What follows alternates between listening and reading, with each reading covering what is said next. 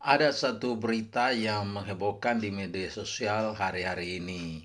Seorang yang bernama Agustan, beliau adalah orang Kristen sebelumnya, kemudian beralih keyakinan menjadi Islam dan sekaligus menjadi ustadz. Apa yang menghebohkan di media sosial yang dia lakukan? Dia menantang Tuhan Yesus. Kalau Tuhan Yesus itu Maha Kuasa, dia minta supaya dalam waktu 1 bulan dia akan mati. Kemudian dia bawa Alkitab, taruh di pantatnya, bahkan dia kentut Alkitab itu. Dan dia berkata kalau Yesus itu memang bisa menghukum dia, maka dalam waktu 1 bulan dia akan mati. Nah, saudara-saudara, apa yang dia lakukan ini menarik saya juga untuk berkomentar. Pertama, saya mau sampaikan kepada kita sekalian bahwa apapun yang dilakukan oleh Agustan itu terhadap Alkitab, bagi saya itu bukan suatu penghinaan. Alkitab itu walaupun diperlakukan dengan cara seperti yang dilakukan oleh Ustadz Agustan, Alkitab itu tetap firman Allah. Saya mengandaikan Alkitab itu seperti emas murni. Kalau itu ditaruh di api tetap emas. Kalau itu ditaruh di lumpur, dia tetap emas. Tidak akan berubah kualitasnya sebagai emas yang murni. Begitu jugalah Alkitab itu firman Tuhan yang tertulis, yang diilham oleh Roh Kudus kepada para nabi, para rasul. Alkitab itu yang menjadi pedoman hidup kita, bagaimana kita menjalani kehidupan kita selama kita di bumi ini, dan itu juga menjadi pedoman yang mengantar kita untuk hidup di dalam keabadian bersama dengan Yesus Kristus di rumah Bapa yang kekal itu.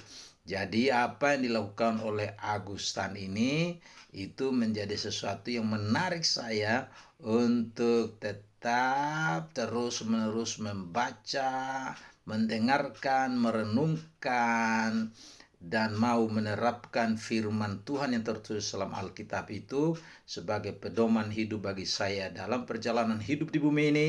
Demikian juga yang menjadi pedoman yang mengantar kepada penyatuan kekal dengan Tuhan Yesus di rumah yang kekal itu. Kemudian yang kedua, dia menantang Yesus Kristus, apakah dia itu benar-benar Tuhan atau tidak. Bagi dia, memang dia sudah tinggalkan imannya kepada Yesus Kristus, tapi bagi saya, Yesus Kristus adalah Tuhan dan Juru Selamat yang satu-satunya. Dia adalah penguasa tunggal yang ada, yang sudah ada, dan yang akan datang. Dia adalah Alfa dan Omega. Dia adalah firman yang bersama-sama dengan Allah. Dan firman itu adalah Allah. Firman itu menjadi manusia untuk menunjukkan kepada kita Allah yang sejati melalui Kristus yang menjadi manusia, yang disebut sebagai anak Allah. Anak Allah bukan Allah beranak, bukan Allah memperanakan. Sebutan anak Allah itu menggambarkan mengenai hubungan yang erat, yang tidak terpisahkan satu dengan yang lain, antara Allah, firman Allah, roh Allah.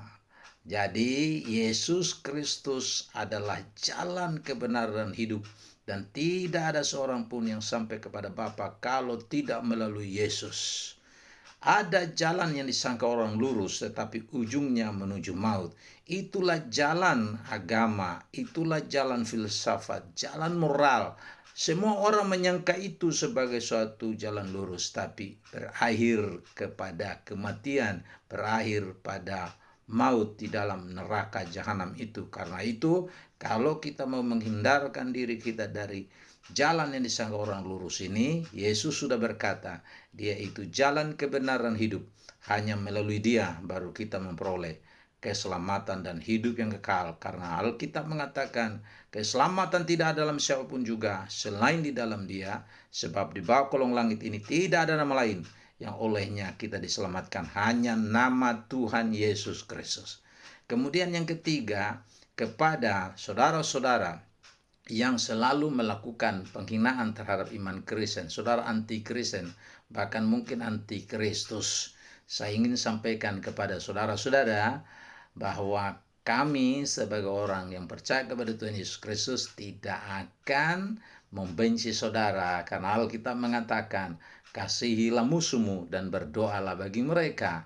Dan secara khusus untuk Agustan, mantan Kristen yang menjadi ustadz ini, kami mau sampaikan kepada saudara bahwa kami tetap mengasihi saudara dan mendoakan saudara kiranya Roh Kudus memberikan hidayat sehingga iman yang saudara sudah tinggalkan itu, siapa tahu Tuhan memberikan anugerah, memberikan hidayat, dan saudara kembali bertobat sungguh-sungguh, menerima Yesus sebagai Tuhan Juru Selamat, dan saudara sungguh-sungguh mau hidup dalam kehidupan yang baru. Yang lama sudah berlalu, sesungguh yang baru sudah datang, melalui karya Roh Kudus yang melahir baru saudara.